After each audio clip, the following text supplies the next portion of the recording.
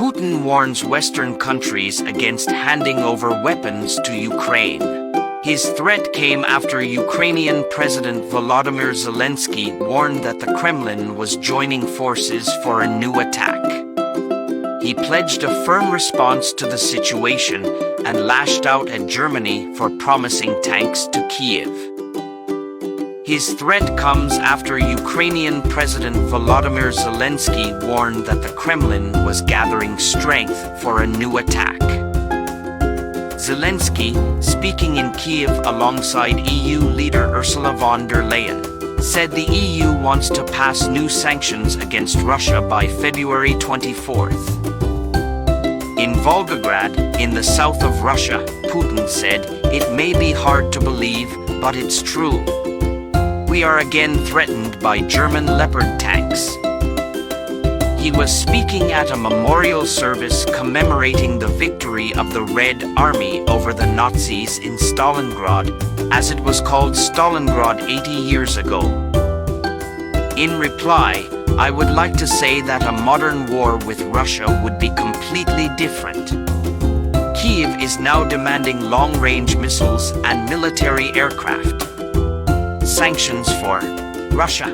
Russia are preparing to take revenge not only on Ukraine, but also on free Europe and the free world, Zelensky said at a joint press conference with von der Leyen. Rice field. Continuing military operations in Ukraine. But von der Leyen said the sanctions had already undermined the Russian economy and set it back a generation.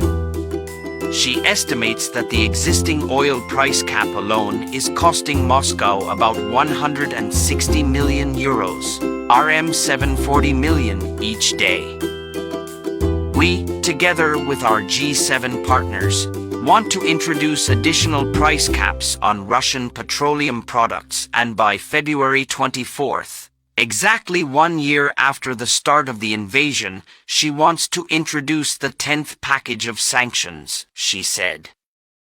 Putin launched an intervention last year, saying Russia must denounce Ukraine.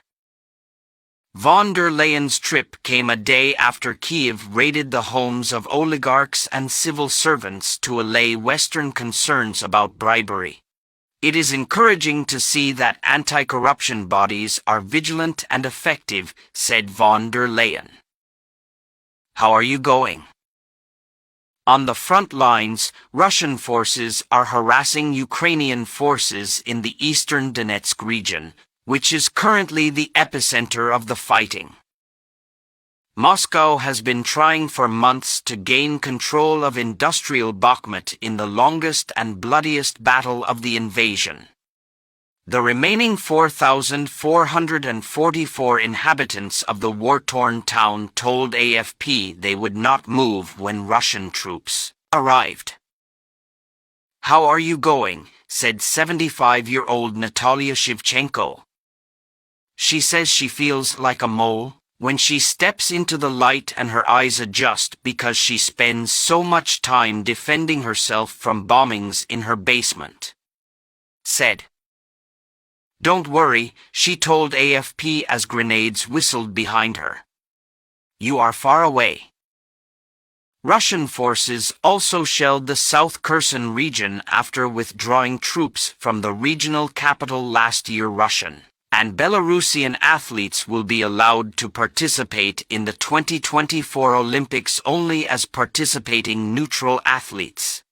Ukraine calls for total ban on Russian athletes over invasion of Ukraine. EU-Ukraine wartime summit to deliver on some issues, disappoint on others. European Union (EU) leaders met with Ukrainian President Volodymyr Zelensky in Kyiv on Friday, pledging new sanctions against Russia, but Ukraine's hopes for early EU membership were dashed. Ursula von der Leyen, head of the group's executive committee, arrived in Kyiv by train on Thursday. It's a symbolic trip to show his support for Ukraine as he approaches the one-year anniversary of Russia's invasion of February 24, 2022. Senior members of the EU leadership will meet with their Ukrainian government counterparts, while von der Leyen and Charles Michel, the leader of the EU's 27 nations, are expected to convene a meeting with Zelensky on Friday. Zelensky called for further punitive measures against Russia by the European Union, but the new sanctions the bloc is preparing for its anniversary are unlikely to meet the demands of the Kyiv government. Today, we reached a very important mutual agreement, Zelensky said in a video address Thursday night. Only a strong Ukraine and a strong European Union together can protect the livelihoods we hold dear and, through further integration, provide people with the energy and motivation to fight regardless of obstacles and threats. Supports Ukraine, supports democratic and economic reforms there, but is not ready to admit a country at war. And in any case the process will take years. The last country to join the EU was Croatia in 2013, 10 years after it formally applied. It took Ukraine's neighbor Poland 20 years to join in 2004. Ukraine applied for membership soon after the invasion and was granted official candidacy by the EU in June. US and Western allies stepped up pledges to supply Ukraine with more weapons in January. Eastern battlefield. The EU-Ukrainian summit coincides with increasing Russian pressure on Ukrainian forces not only on the eastern battlefield, but also in the northeast and south. Ukrainian officials and military analysts refrain from saying that the Russians are exploiting their most important resource, human resources.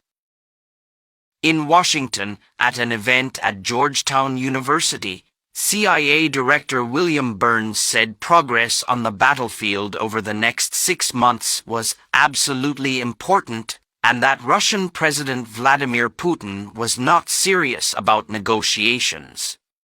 Said no. It looks like the key will be on the battlefield for the next 6 months, Burns said. To break down Putin's arrogance, which not only makes it clear that he can't make any more progress in Ukraine, but that the risk of losing the territories he has illegally expropriated from Ukraine grows with each passing month. Russian forces carried out 2 attacks on Wednesday in the town of Kramatorsk in the Donetsk region, killing 3 people, the Ukrainian Army General Staff said in a statement Thursday night. This affected 13 2-story and 3 4-story buildings, as well as a children's hospital, a school, garages, and vehicles. There were civilian casualties. The statement said, Ukrainian aircraft carried out 4 airstrikes against Russian military concentration areas and command posts. The drone was destroyed. Reuters was unable to verify the battlefield report. Ukraine and its Western allies have accused Russian forces of war crimes and attacks on civilians. Russia denies. Putin has ordered what he calls military special operations to keep Russia safe. Ukraine and her allies accuse Russia of waging a unilateral war for territorial gains.